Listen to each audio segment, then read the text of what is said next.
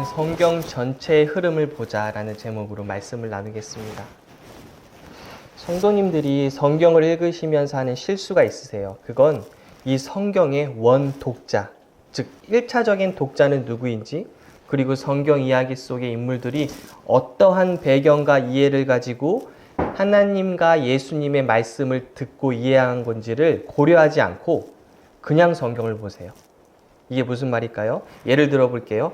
마태복음 3장 1절에서 2절을 보시면 그때 세례 요한이 이르러 유대 광야에서 전파하여 말하되 회개하라 천국이 가까이 왔느니라 하였으니, 오늘날 많은 성도들은 이 구절을 읽고 요한이 저 하늘에 있는 죽어서 가는 천국을 전하러 왔구나 라고 생각하세요.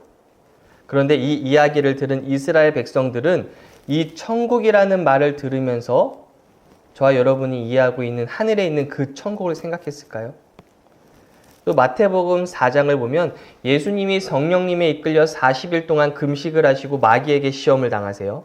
그리고 그 시험 후에 세상에 나가 공생의 사역을 시작하시면서 말씀을 선포하시는데 그 말씀이 4장 17절이에요. 이때부터 예수께서 비로소 전파하여 이르시되 회개하라 천국이 가까이 왔느니라 하시더라.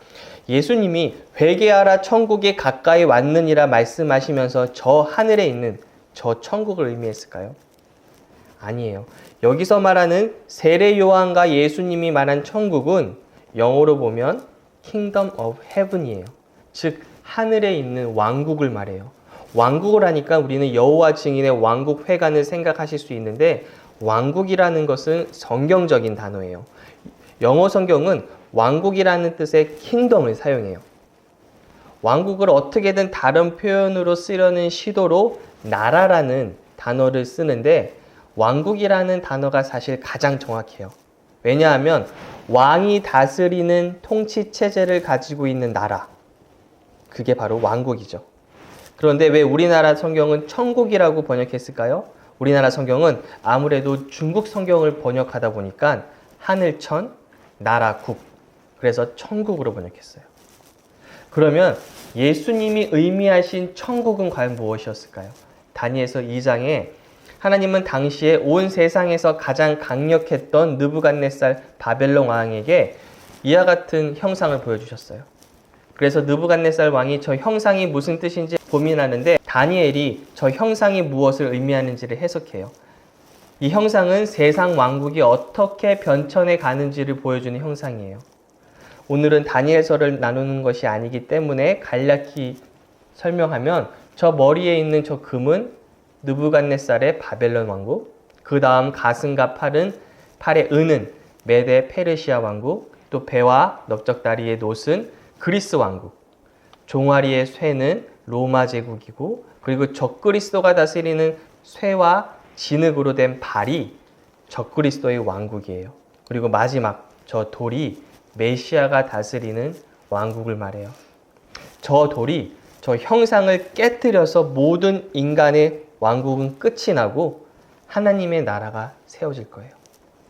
다니엘서 2장 44절 보시면 여러 왕들의 시대에 하늘의 하나님이 한 나라를 세우시리니 이것은 영원히 망하지도 아니할 것이요 그 국권이 다른 백성에게로 돌아가지도 아니할 것이요 도리어 이 모든 나라를 쳐서 멸망시키고 영원히 설 것이라. 예수님이 말씀하신 천국은 바로 이 다니엘서 2장 44절에 나오는 한 나라, 하나님의 세우시는 나라를 의미해요. 바로 메시아가 다스리는 이 땅에 존재하는 왕국을 말씀하신 거예요. 지금까지 이야기를 들으시면서 어떤 성도님들은 이게 무슨 말인가? 천국은 저 하늘에 있는 천국인데 갑자기 왜 왕국이 나오지? 이런 질문이 생기는 분도 계실 수 있어요. 그래서 오늘 설교를 좀 집중해서 들으셔야 돼요. 오늘날 대부분의 한국교회 성도님들이 아는 예수님은 온 인류의 죄를 용서해 주시기 위해서 십자가에서 죽으신 예수님이에요. 물론 예수님은 우리를 사랑하셔서 우리의 죄를 위해서 죽으셨어요. 그런데 그 관점으로만 보면, 즉 우리의 죄를 용서해 주시기 위해 오신 예수님을 믿는 관점으로만 성경을 보면 이해가 안 되는 예수님의 모습들이 나와요. 예를 들어 마태복음 10장 5절에서 7절까지 보시면 예수께서 이 12를 내보내시며 명하여 이르시되 이방인의 길로도 가지 말고 사마리아인의 고을에도 가지 말고 오히려 이스라엘 집에 잃어버린 양에게로 가라. 가면서 전파하여 말하되 천국이 가까이 왔다 하고. 분명 성경을 진지하게 본다면 이런 의문이 들 수가 있어요. 우리가 아는 예수님은 인류의 죄를 위해 오신 예수님인데 왜 이방인에게는 가지도 말고 오직 이스라엘 백성에게만 가라고 하셨을까?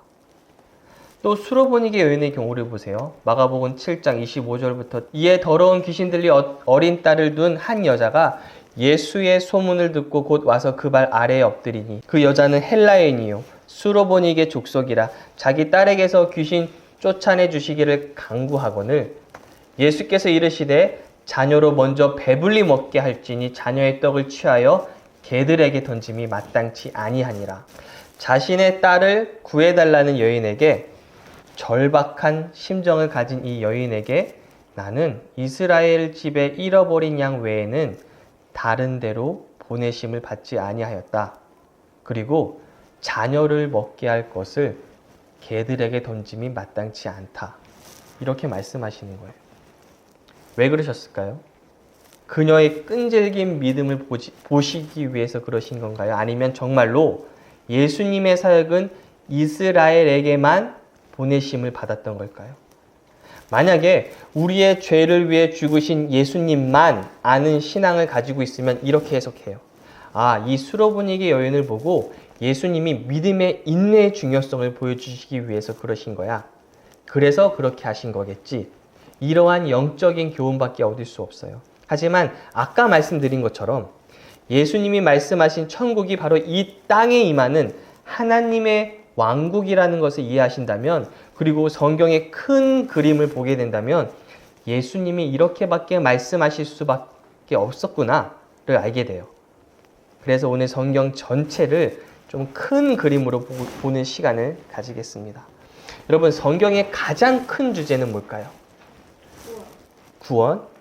죄사함이 생각나지만, 물론 그것도 중요하지만, 하지만 성경의 가장 큰 주제는 하나님의 왕국이에요.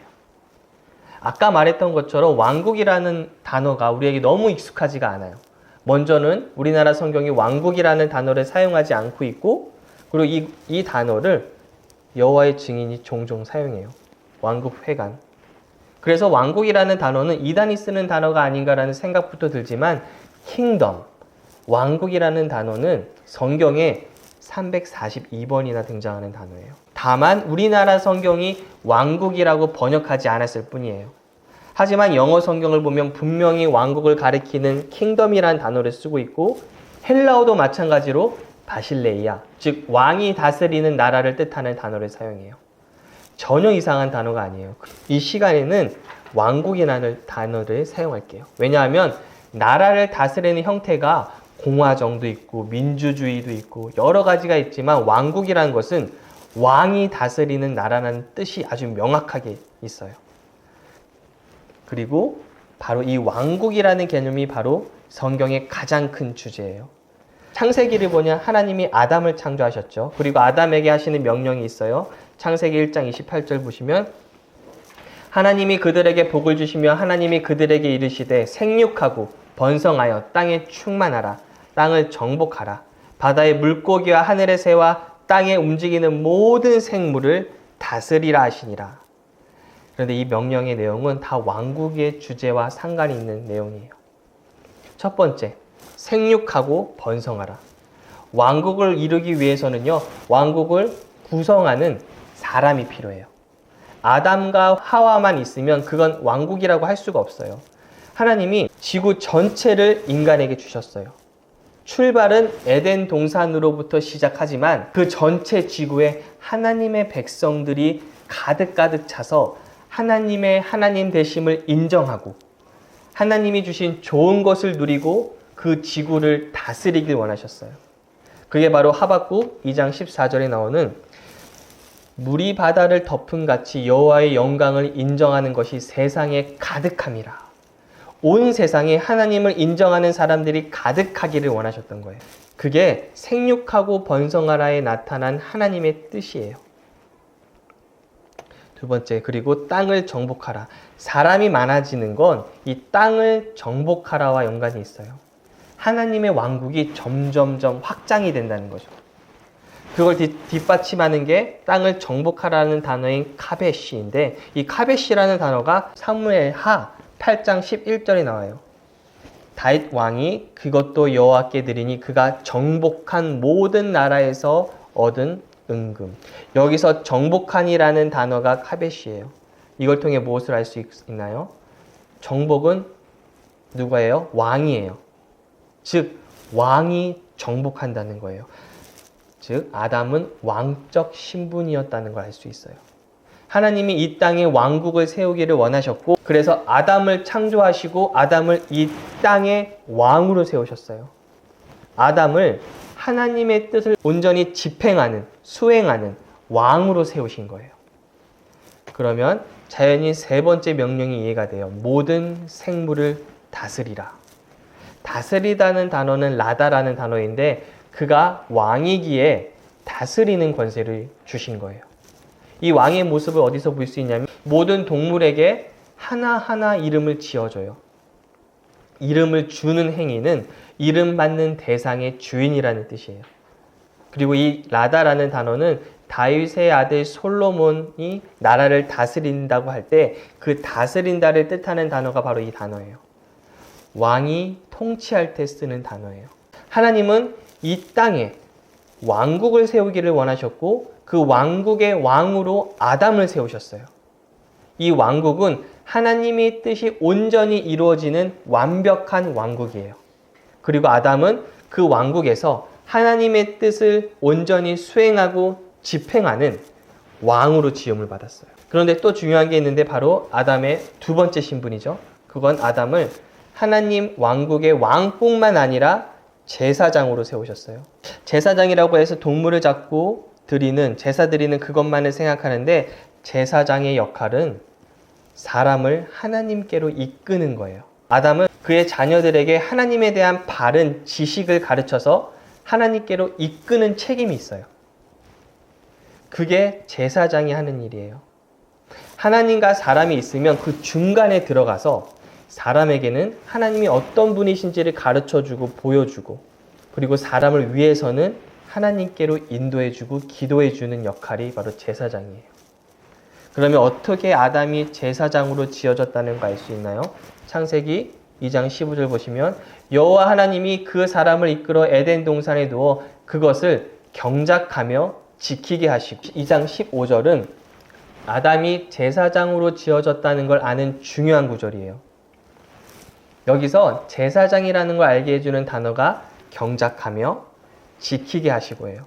이 두 단어는 나중에 이스라엘의 레위 지파가, 즉 제사장 지파가 성막에서 제사장의 신분으로서 그 직분을 감당할 때 쓴 단어가 바로 이 경작하며 지키며라는 단어와 같아요. 민수기 3장 7절에서 8절 보시면, 그들이 회막 앞에서 아론의 직무와 온 회중의 직무를 위하여 회막에서 심우하되, 곧 회막의 모든 기구를 맡아 지키며 이스라엘 자손의 직무를 위하여 성막에서 심우할지니, 심우하되 지키며 라는 단어가 바로 아담이 에덴 동산에서 경작하고 지킨다는 단어와 똑같은 단어예요. 아바드는 예배하다, 섬기다의 뜻이 있는데, 여기서는 심우한다라는 뜻으로 쓰였어요. 그리고 지키다는 샤마르인데 주의 깊게 살피다, 지킨다는 뜻이에요. 민수기에서는 성막 안의 집기들을 돌보고 주의 깊게 살피다라는 단어, 그 샤마르가 아담의 경우에는 지킨다로 표현한 거예요. 또 있어요. 아담이 제사장으로의 직분을 감당하기 위해 지어졌구나라는 걸 볼 수 있는 게, 나중에 아담이 가죽옷을 입죠. 범죄를 저지르고 하나님이 가죽옷을 입혀주세요. 그 옷을 쿠토닉이라는 히브리어를 써요. 그런데 놀랍게도 성막에서 제사장들이 입는 옷, 안에 입는 옷을 쿠토닉이라고 해요. 이것이 바로 아담이 하나님께 받은 신분이고 직분이었어요. 그러면 베드로전서 말씀이 이해가 되죠. 베드로전서 2장 9절에 너희는 택하신 족속이요 왕 같은 제사장이라. 이건 바로 아담이 실패했던 그 직분, 그것이 예수님 안에서 회복이 되어서 이제 우리가 왕 같은 제사장이 되었구나. 하나님이 원하시던 것, 실패했던 아담이 실패했던 일을 마지막 사람, 둘째 사람, 예수님이 오셔서 회복해 주셨구나를 알 수 있게 돼요. 고린도후서 5장 18절 보시면 모든 것이 하나님께로서 났으며 그가 그리스도로 말미암아 우리를 자기와 화목하게 하시고 또 우리에게 화목하게 하는 직분을 주셨으니 대제사장으로 우리를 그분의 보혈로 하나님과 화해시켜 주셨어요. 이제 우리가 제사장으로 하나님과 사람들 사이에 서서 사람들을 하나님과 화목하게 하는 직분을 받은 거예요. 예수님은 대제사장, 우리는 제사장으로서. 예수님의 보혈로 죄인인 사람이 하나님과 이제 화목하게 되었다는 말씀을 전하는 그런 제사장이에요. 주위의 사람들에게 예수님을 전할 때 어떻게 전해야 할까요? 하나님 안 믿으면 너 지옥 가. 하나님이 널 심판하실 거야. 그것보다는 하나님은 너를 사랑해. 너의 죄를 위해서 아들을 보내서 죽게 하셨어. 이렇게 화목의 직분을 감당할 때 성령님이 기름 부어주세요. 왜냐하면 그게 오늘날 성령님이 우리에게 요구하시는 직분의 성격이니까요. 하나님은 아담을 지으시고 아담을 통해서 온 땅을 치리하게 하시고 그 아담에게 왕과 제사장의 직분을 주시면서 하나님의 뜻이 온전히 이루어지는 왕국을 이 땅에 건설하시려고 했어요. 이 모든 것이 아담의 범죄로 인해서 실패했어요. 하나님은 그런데 그 실패를 가만히 지켜보시는 것이 아니라 둘째 사람, 마지막 아담이신 예수님을 보내셔서 하나님의 뜻이 온전히 이루어지는 왕국을, 물리적인 왕국이에요. 이 땅에 이루어지는 왕국을 그 예수님을 통해 다시 이 땅에 실행하고자 하시는 게 바로 성경의 이야기예요. 그래서 메시아를 보내기 위해 누구를 선택하시죠? 아브라함을 선택하세요. 아브라함을 선택하시고 그를 통해서 이스라엘 민족이 만들어져요. 하나님은 이스라엘을 메시아를 보내기 위한 나라로, 민족으로 선택하신 거예요. 그리고 이스라엘이라는 나라를 통해서 구원이 온 민족에게 흘러가도록 하는 것이 하나님의 뜻이었어요. 그래서 요한복음 4장 22절을 보시면 너희는 알지 못하는 것을 예배하고 우리는 아는 것을 예배하노니 이는 구원이 유대인에게서 남이라. 온 세상을 구원하는 그 메시아를 보내는 민족으로 이스라엘을 선택하셨다는 뜻이에요. 그래서 하나님은 아브라함을 부르시고 그에게 약속을 주세요. 창세기 11장 1절부터 2절 보시면 여호와께서 아브라함에게 이르시되 너는 너의 고향과 친척과 아버지의 집을 떠나 내가 내게 보여줄 땅으로 가라. 내가 너로 큰 민족을 이루고 복을 주어 내 이름을 창대하게 하리니 너는 복이 될지라. 지금 왕국에 대한 하나님의 계획이 언약을 통해 나타나요. 왕국을 이루기 위해서는 어떤 요소가 필요하죠? 세 가지 요소가 필요해요. 땅이 필요하죠. 백성이 필요하고 왕이 필요해요. 그게 왕국을 이루는 요소들이죠. 그래서 먼저 큰 민족을 이룬다는 것은 백성에 대한 말씀이에요. 그리고 17장 6절 8절 보시면 내가 너로 심히 번성하게 하리니 내가 내게서 민족들이 나게 하며 왕들이 내게로부터 나오리라. 왕에 대한 말씀을 주세요. 8절 내가 너와 내 후손에게 내가 거류하는 이 땅 곧 가나안 온 땅을 주어 영원한 기업이 되게 하고 나는 그들의 하나님이 되리라. 영원한 기업이라고 말씀하세요.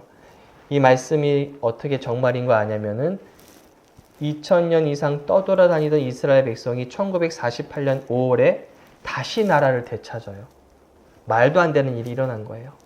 하나님의 계획이 여전히 진행되고 있음을 보여주세요. 그리고 아브라함이 죽은 후에 시간이 지나서 왕에 대한 구체적인 하나님의 뜻은 다윗 언약에서 볼 수가 있어요. 사무엘하 7장 16절 보시면 내 집과 내 나라가 내 앞에서 영원히 보존되고 내 왕위가 영원히 경고하리라 하셨다라.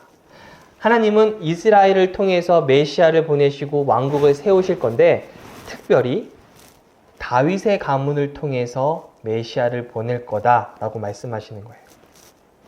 자, 이제 복음서로 와서요. 예수님이 태어나세요. 누가복음 1장 31절부터 10절을 읽어보시면 보라 내가 잉태하여 아들을 낳으리니 그 이름을 예수라 하라. 그가 큰 자가 되고 지극히 높으신 이의 아들이라 일컬어질 것이요 주 하나님께서 그 조상 다윗의 왕위를 그에게 주시리니 영원히 야곱의 집을 왕으로 다스리실 것이며 그 나라가 무궁하리라. 사람들은 이걸 읽고 우리를 죄에서 구원해 주시는 예수님이 태어나셨구나. 구원자 예수님이 처녀의 몸으로 태어나셨구나 정도로 이해해요. 하지만 다윗의 왕이 그리고 야곱의 집을 주목해서 보셔야 돼요. 야곱의 집은 이스라엘을 말해요. 바로 하나님이 구약을 통해서 이스라엘에게 계속 약속하신 다윗의 가문에서 오는 왕을 보내주신다는 그 약속인 거예요. 드디어 그 왕이 오셨다는 게 바로 이것의 이 설명이에요. 그러면 그 당시 이스라엘의 백성들이 이해했던 메시아는 누구일까요? 왕국을 주시는 메시아인 거예요. 세상 죄를 지고 가는 세상을 구원하기 위해서 오신 그 메시아를 기대한 게 아니에요. 그러면 앞에서 말했던 게 이제 이해가 되죠. 마태복음 10장 5절부터 7절 보면 예수께서 이 12를 내보내시며 명하여 이르시되 이방인의 길로도 가지 말고 사마리아인의 고을에도 들어가지 말고 오히려 이스라엘의 집에 잃어버린 양에게로 가면서 전파하여 말하되 천국이 가까이 왔다 하고. 여기서 말하는 천국이 뭔가요? 죽어서 가는 천국이 아니에요. 바로 이 땅에 세워지는 다윗의 왕위를 통해 오시는 그 메시아가 다스리는 그 왕국이 드디어 가까이 왔다라는 메시지예요. 구약의 선지자들을 통해 예언되었던 그 왕, 그 메시아가 왔으니 이스라엘 백성들에게 그 왕이 왕국을 주러 왔다. 그게 바로 예수님의 사역의 핵심이었어요. 그래서 로마서 15장 8절을 보시면 내가 말하노니 그리스도께서 하나님의 진실하심을 위하여 할례의 수종자가 되셨으니 이는 조상들에게 주신 약속들을 경고케 하시고. 여기서 수종자라는 것은 섬기는 자를 말해요. 할례는 이스라엘 백성들이 지키는 의식이죠. 즉 예수님이 이스라엘 백성들을 섬기는 분으로 오신 거예요. 왜요? 조상들에게 약속하신 그 왕국을 주시려고 오신 거니까요. 그렇게 예수님이 고난을 받고 이제 십자가에서 죽으러 가신다고 할 때 베드로가 어떻게 반응하죠? 마치 베드로가 그 처음 듣는 것처럼 그런 일이 이루어지면 안 된다고 말해요. 만약 꾸준히 예수님이 십자가를 전하셨다면은, 내가 십자가에서 죽는 것을 계속해서 전하셨다면은 베드로가 이렇게 반응하겠죠. 예수님, 어쩔 수 없죠. 마음이 아프지만 십자가에서 죽으시는 게 예수님이 이 땅에 오신 목적이라고 처음부터 말씀하셨잖아요. 그리고 이 마을 저 마을 다니시면서 그걸 전하셨잖아요. 뭐 어쩔 수 없죠. 그렇게 말했어야 하는데 그러지 않고 반대를 해요, 베드로가. 왜냐하면 베드로는 그 말을 처음 들었던 거예요. 마태복음 16장 21절 보시면 이때로부터 예수 그리스도께서 자기가 예루살렘에 올라가 장로들과 대제사장들과 서기관들에게 많은 고난을 받고 죽임을 당하고 제3일에 살아나야 할 것을 제자들에게 비로소 나타내신 이때로부터라고 분명히 말씀하세요. 그 전까지는 십자가를 말씀하지 않으셨어요. 예수님이 선포하신 복음은 우리가 알고 있는 복음이 아니에요. 바로 이스라엘 백성들에게 왕이 오셨다라고 선포하는 메시지인 거예요. 그렇기에 베드로의 입장에서는 그동안 예수님이 선포했던 메시지는 분명 이 땅에 하나님의 왕국을 세우시는 건데 왜 죽으신다는 거지? 베드로는 그게 이해가 안 된 거예요. 그런데 베드로가 모르는 게 있죠. 메시아에게는 두 가지 사명이 있다는 걸 모르는 거예요. 초림 때 이사야 53장에 고난받는 종으로 오신 메시아, 그리고 재림 때 왕으로 정복하는 메시아가 있어요. 하지만 이스라엘은 초림과 재림에 대한 이해가 없었고 오직 왕으로 정복하는 메시아에 대한 이해만 있었어요. 왕으로 오시니까 이스라엘을 이 로마의 압제로부터 구원해 주시고 다윗 시대처럼 강력한 왕국이 다시 세워지겠구나, 그러한 기대로 예수님을 봤던 거예요. 이사야서 53장에 고난받는 종으로 오신 메시아는 몰랐어요. 마치 이 그림처럼요. 이 그림처럼 저 사람은 지금 봉우리가 겹쳐서 하나만 보여요. 저 끝에. 실은 두 개인데요. 초림의 봉우리와 재림의 봉우리가 있는데도 불구하고 오직 저 재림의 봉우리만 본 거예요. 우리 이사야서 61장 1절에서 2절 가볼게요. 주 여호와의 영이 내게 내리셨으니 이는 여호와께서 내게 기름을 부으사 가난한 자에게 아름다운 소식을 전하게 하려 하심이라.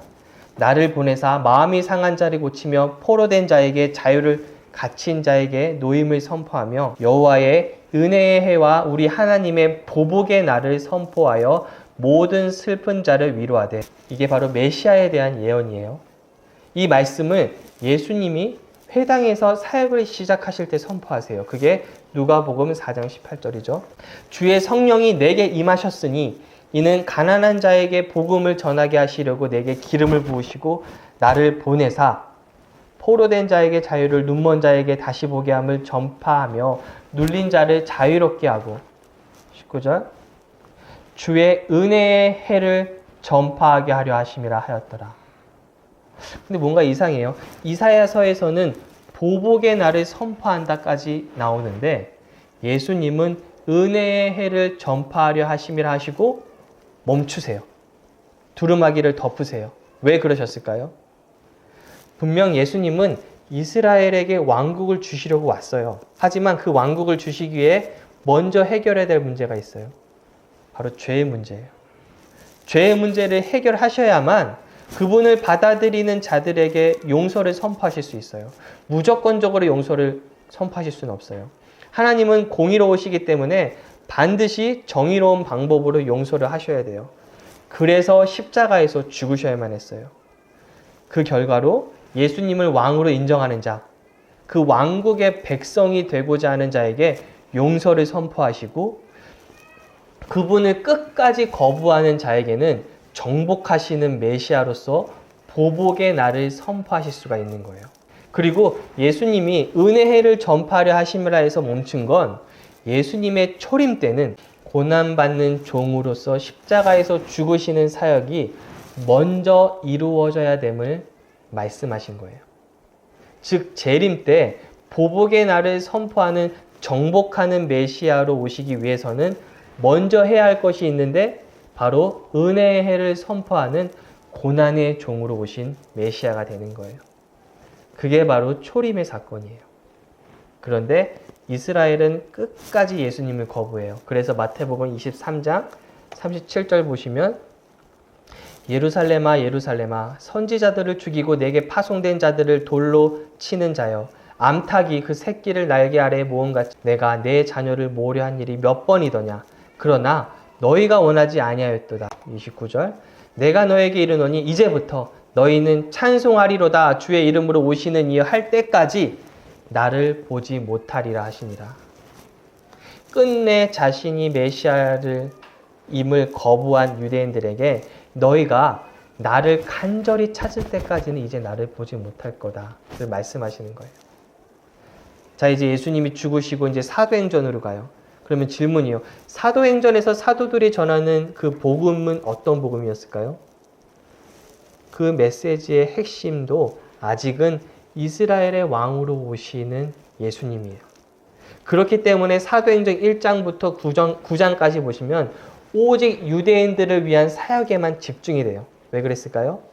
사도들은 여전히 이스라엘 백성들이 회개를 하고 너희가 죽인 그 메시아, 그 다윗의 왕위를 가지고 오신 그 왕국을 주러 오신 메시아를 받아들여서 이 땅의 그 왕국이, 그 천년 왕국이 이루어지기를 원했던 거예요. 하지만 대부분의 유대인들이 거부를 해요.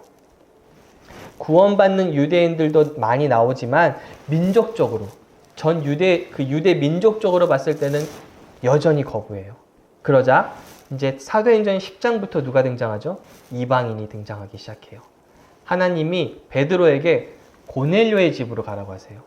하지만 베드로는 탐탁치가 않아요. 그래서 사도행전 10장 28절 보시면 이르되 유대인으로서 이방인과 교제하며 가까이 하는 것이 위법인 줄은 너희도 알거니와 하나님께서 내게 지시하사 아무도 속되다 하거나 깨끗하지 않다 하지 말라 하시기로.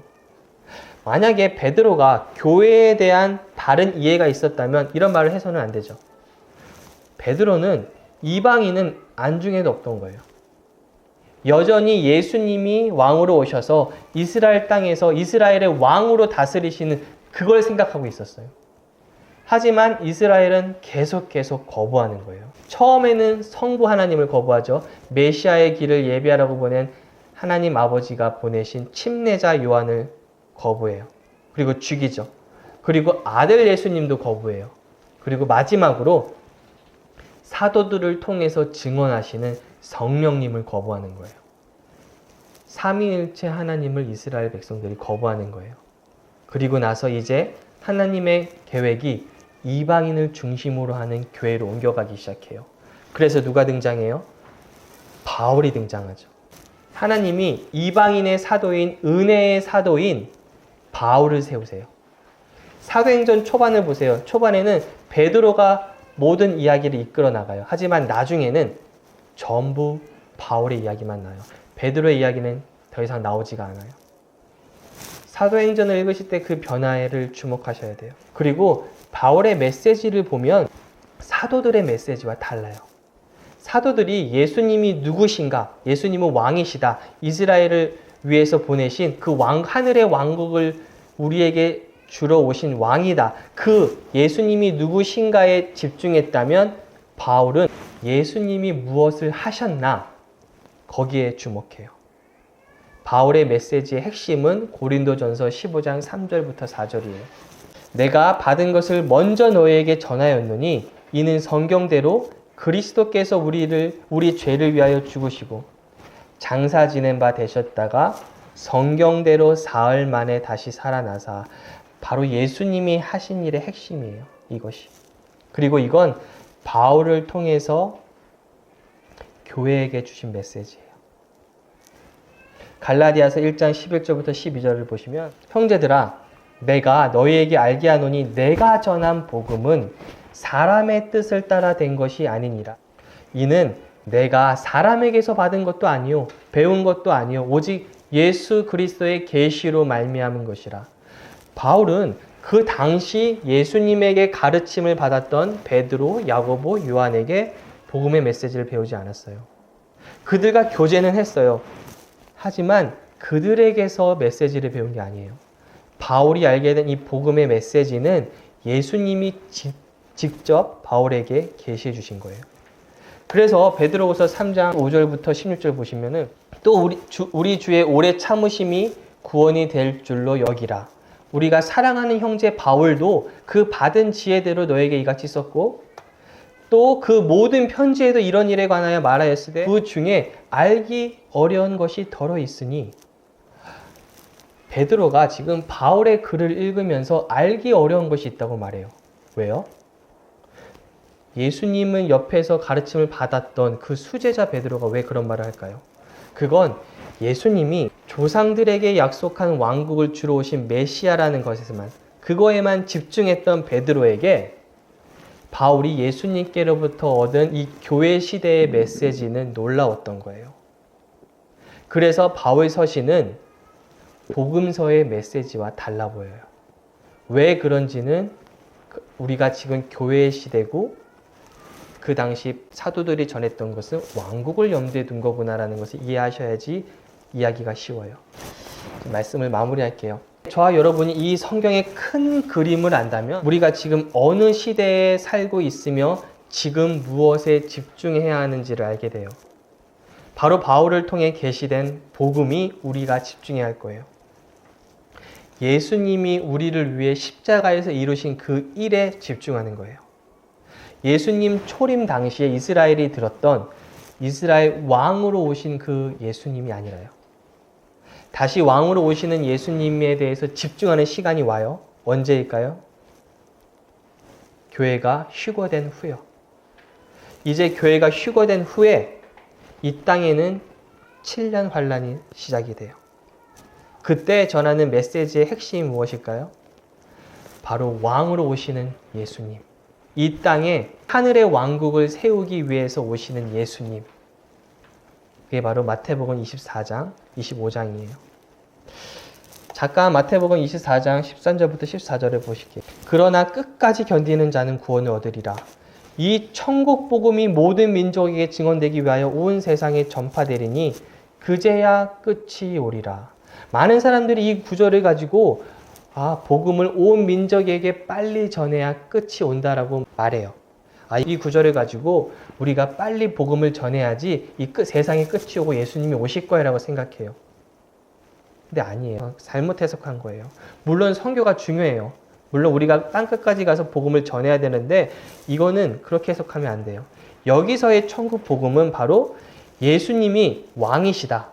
이 땅에 하나님의 뜻이 온전히 이루어지는 왕국이 임할 것이다. 바로 그것을 전하는 복음이에요. 언제 전해질까요? 바로 교회가 휴거된 후에 7년 환란 기간 동안 전해지는 복음이에요.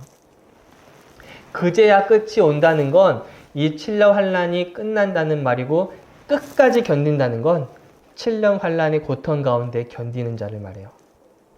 교회에게 적용되는 말씀이 아니에요.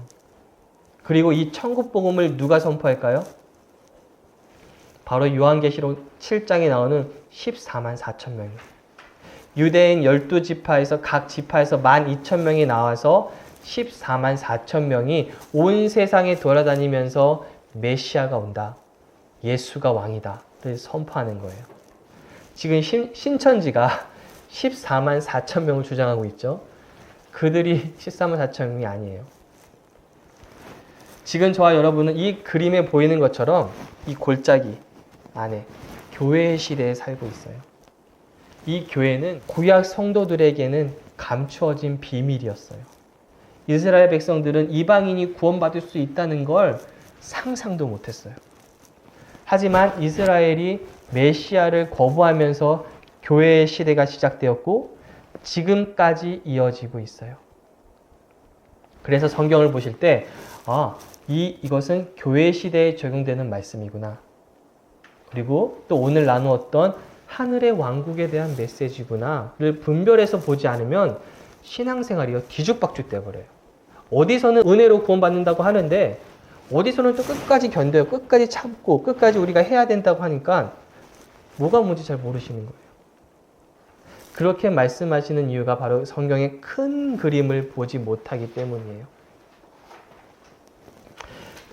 이 디모데 후서 2장 15절 말씀처럼 너는 이 진리의 말씀을 옳게 분별하며 부끄러울 것이 없는 일꾼으로 인정된 자로 자신을 하나님 앞에 드리기를 힘쓰라. 말씀을 올바르게 분별한다는 건 나눈다는 뜻이 있어요. 이 말씀은 이 시대에 적용되는구나.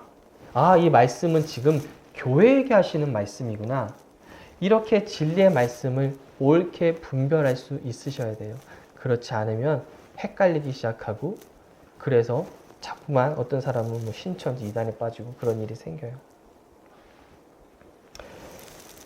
그래서 저는 이 말씀처럼 우리 가스펠교회 성도님들이 이 말씀을 잘 분별해서 옳게 분별할 줄 알아서 믿음에 굳건히 서서 믿음에 흔들리지 않고 주님께서 주신 그 은혜에 감사하면서 하루하루 잘 살아가시는 여러분이 되시기를 기도하겠습니다.